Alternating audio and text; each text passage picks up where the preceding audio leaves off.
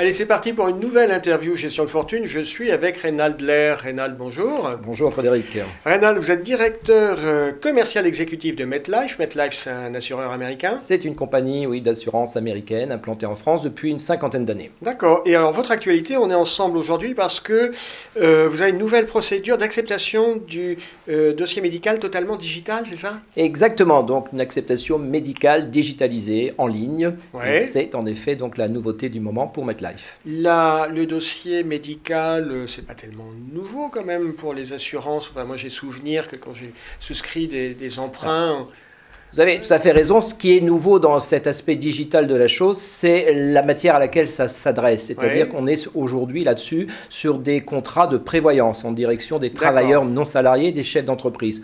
En revanche, c'était au moins plus répandu sur l'emprunteur, vous avez raison, mais sur cette partie de l'assurance, c'est quelque chose de très novateur. Le dossier médical digital classique pour l'emprunt, mais moins sur la prévoyance. Exactement, donc ça c'est une première nouveauté, et peut-être la deuxième nouveauté, et surtout j'allais dire, c'est que cette acceptation médicale digitalisée est capable d'aborder, j'allais dire, un certain nombre de paramètres. Oui. C'est-à-dire que par le passé, on se cantonnait souvent à de l'aspect médical pur et dur. Avec ce système que l'on a mis en place, on est capable, j'allais dire, de combiner différentes acceptations, à la fois ce qui est lié au médical, mais ce qui est lié également aux habitudes de vie. Qu'est-ce que vous appelez les habitudes de vie? Par exemple... Le fait de fumer, des choses comme ça? Il peut y avoir cette notion de fumeur et non-fumeur, mais au-delà de cela, c'était également tout ce qui est lié à la profession. Votre profession a un impact sur votre tarif. La façon également dont vous exercez votre profession, soit vous l'exercez en France ou à l'étranger, c'est pas la même chose et ça peut avoir des incidences sur le tarif.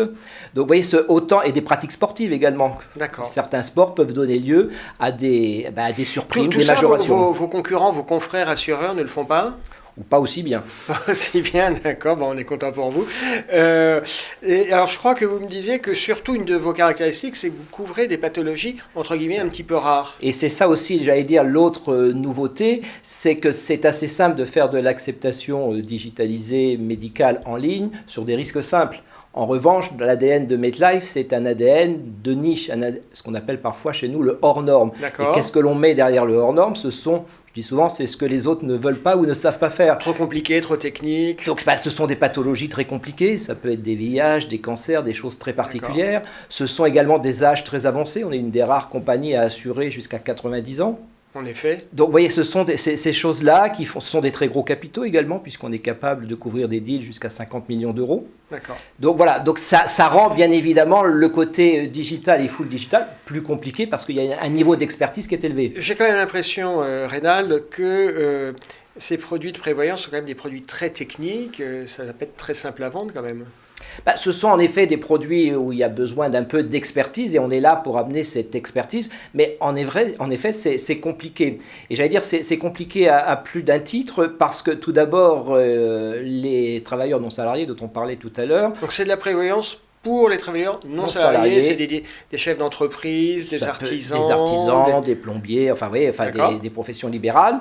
Donc, ces personnes, très objectivement, elles sont plutôt très mal couvertes par leurs régimes obligatoires, qui sont peu ou pas couvrants. C'est un premier écueil. C'est assez classique.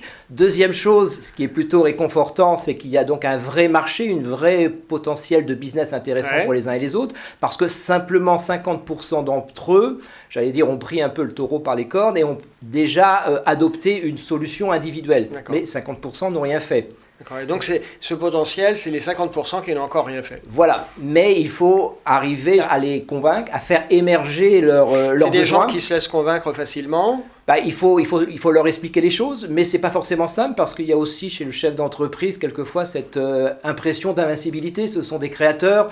Donc quand on crée son entreprise, on ne pense pas forcément à des choses qui sont compliquées. Et moi, on parle de quoi ici? On parle de décès, on parle d'invalidité, on parle d'incapacité. Donc c'est vrai, il faut leur en parler, il faut révéler ce besoin. Oui, c'est des gens qui sont plus tournés vers l'action que vers la maladie ou anticiper les problèmes. Exactement. D'accord. Et j'allais dire l'écueil auquel on peut être aussi confronté, c'est que notre façon de travailler, on est en totale intermédiation, c'est-à-dire qu'on ne rencontre pas nous-mêmes les clients finaux. Combien vous travaillez avec avec des partenaires, c'est quoi? C'est des courtiers, des CGP? Historiquement des courtiers, des agents généraux et de plus en plus des CGP, des CGPI. Combien de partenaires pour MetLife en France? Un peu plus de 6000 partenaires donc cette année pour MetLife. Allez, Reynald, une dernière question. On a dit c'est des produits un petit peu techniques. Vous travaillez avec des partenaires, donc c'est bien parce que ça démultiplie votre force de frappe, mais en même temps, comme c'est technique, vous apportez quel support à ces partenaires, CGP ou autres? Alors vous avez tout à fait raison, parce que c'est la clé du succès. Il y a plusieurs choses. Il y a au moins deux choses importantes. On leur met à disposition déjà donc, un réseau de professionnels. Nous avons une quarantaine de salariés collaborateurs qu'on appelle des inspecteurs d'assurance. Ils sont là donc, pour les rencontrer, pour les animer, pour les former, pour les rassurer. Donc ça, c'est une première chose. Quand ils ne sont pas là, eh bien, il faut également que ces intermédiaires puissent travailler eux-mêmes. Et donc, on leur met à disposition des outils particuliers, notamment ce qu'on appelle un outil de diagnostic. Et l'approche qu'on essaye de leur inculquer, c'est faites un audit. Mettez en avant les carences et après, vous serez encore plus légitime et pertinent à faire une proposition. Ok, c'est très clair. Reynald Lehr, merci d'avoir été avec nous. Merci Frédéric. On vous souhaite succès et à très bientôt. Merci, au plaisir.